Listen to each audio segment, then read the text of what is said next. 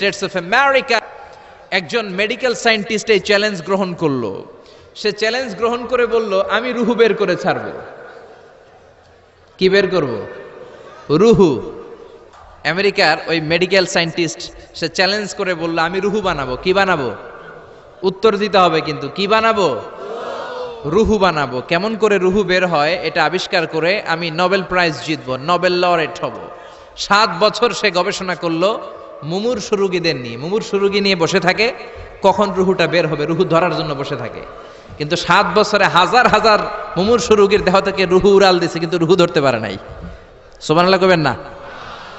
আচ্ছা, এইবার তার মাথায় একটা চিন্তা আসলো, না এই পন্থায় হাঁটলে তো হবে না, আমি একটা কাজ করি। বুলেট প্রুফের গ্লাস দিয়ে একটা ছোট্ট গ্লাসের রুম বানাই, ওই গ্লাসের ভেতরে মুমূর্ষু রোগী ঢুকায় দিব। বুলেট প্রুফ চিনেন তো? মানে গুলি মারলেও গুলি ঢুকবে না। আমাদের মাননীয় প্রধানমন্ত্রী, রাষ্ট্রপতি মহোদয়, ওনারা যে গাড়িগুলো চালায় এগুলো কিন্তু বুলেট প্রুফ, জানেন? গুলি মারলে গুলি ঢুকে না। তো উনি বুলেট প্রুফ গ্লাস দিয়ে, টেম্পার্ড গ্লাস দিয়ে ছোট্ট একটা রুম বানালেন, কাচের গ্লাস। উনি মনে মনে ভাবলেন, মুমূর্ষু রোগী যদি এই কাচের গ্লাসের ভেতরে ঢুকাই, যেহেতু বুলেট প্রুফ, কিছু ঢুকেও না, বাইরে হয় না, রুহু বাইরে কেমনে দেখি।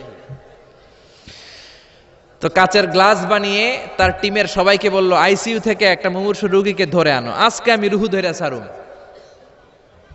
তো মুমূর্ষু রোগীকে আনা হয়েছে ইন্টেনসিভ কেয়ার ইউনিট থেকে, তাকে কৃত্রিম অক্সিজেন দিয়ে লাইফ সাপোর্টে রাখা হয়েছে। মেডিকেল টিমের প্রধান বলে, এই লোকটারে এই বুলেট প্রুফ গ্লাসের যে ছোট্ট রুম, এটার ভিতরে ঢুকানোর আগে চেক হিজ বিপি, তার বিপি মাপ, ব্লাড প্রেশার মাপ। তো মেপে দেখে ঠিক আছে। ওজন মাপ, বলে ওজন মাপা হলো, ওজন হচ্ছে 80 কেজি, 80 কিলোগ্রাম। কত কেজি? 80। সবাই বলেন কত কেজি? 80 কেজি। এবার মেডিকেল টিমের প্রধান বলে, মুমূর্ষু রোগীটার ভিতরে ঢুকিয়ে দে। ঢুকানো হলো। এবার সে বলল, লাইফ সাপোর্ট খুলে ফেল। সবাই বলে, স্যার লাইফ সাপোর্ট খুলে ফেললে তো মরে যাবে। মেডিকেল টিমের প্রধানকে মারার জন্যই তো আনছি, এটার না মারলে আমি রুহু পামু কেমনে? এটা রুহুটা তো বের করতে হবে দেহ থেকে। তো যেই কথা সেই কাজ, ঢুকানো হলো, লাইফ সাপোর্ট খুলে ফেলা হলো। লোকটা গ্লাস ফিটিং করা রুমের ভেতরে ছটফট ছটফট করতে করতে দুনিয়া থেকে বিদায় নাই। এবার মেডিকেল টিমের প্রধান রুহু খুঁজতেছে, দুনিয়া থেকে বিদায়, তার মানে তো রুহু বের হয়ে গেছে, কিন্তু রুহু আর খুঁজে পায় না। গ্লাসের এই দিকে তাকায়, ওই দিকে তাকায়, নিচে উপরে ডানে বায়ে সামনে পেছনে, কোথাও রুহু নাই। রুহু খুঁজে পাওয়া যায় না। সে ভাবলো, আমি গ্লাসের দরজাটা খুলে হাত দিয়ে এরকম বাইং মাছ যেমনে হাতায়, এরকম হাতাইলে হয়তো রুহু পাবো। তো কাচের গ্লাস খুলে হাত দিয়ে এরকম হাতানো শুরু করলো। হাতাতে হাতাতে পুরো গ্লাস ফিটিং করা রুমের ভিতরে সব খুঁজে ফেললে, কিন্তু রুহু খুঁজে পাওয়া যায় নাই। লোকটাকে বের করা হলো। উনি বললেন, চেক হিজ বিপি, বিপি মাপতো। সবাই বলে, স্যার এটা তো ময়রা ভূত হয়ে গেছে, এখন তো বিপি নাই। বিপি বুঝেন তো? Blood pressure. এই যে ধাক্কাটা, অলিন্দ নিলয়, সিস্টোলিক ডায়াস্টোলিক, জন্মের পর থেকেই আমাদের এই যে দম নেয়া আর দম ছেড়ে দেওয়ার খেলাটা আছে না নাই? কথা বলেন। এই যে ফুসফুস দম নেয়, দম ছেড়ে দেয়। শীতের রাতে আপনি কম্বল গায়ে দিয়ে ঘুমায় যান, আপনার দমও কি ঘুমায় যায়? আপনার দম ঘুমাইলে তো আপনি ঠুস। আয় রে মানুষ রঙিন ফানুষ, দম ফুরাইলে তবু তো ভাই কারোরই নাই একটুখানি। আয় রে মানুষ রঙিন ফানুষ, রঙিন ফানুষ, আয় রে মানুষ। পড়েন আল্লাহু আকবার। এবার মেডিকেল টিমের প্রধান বলে, চেক হিজ বিপি, বিপি মাপ। সবাই বলে বিপি নাই, কিন্তু ওজন আছে না নাই? মরার পরেও তো একটা লাশের ওজন থাকে কি থাকে না? এবার মেডিকেল টিমের প্রধান বলে, চেক হিজ ওয়েট, ওজন মাপ। এবার ওজন স্কেলে শোয়ানোর পরে দেখা গেল লোকটা মরার আগে ছিল 80, এখন হয়ে গেছে 78 কেজি। কয় কেজি?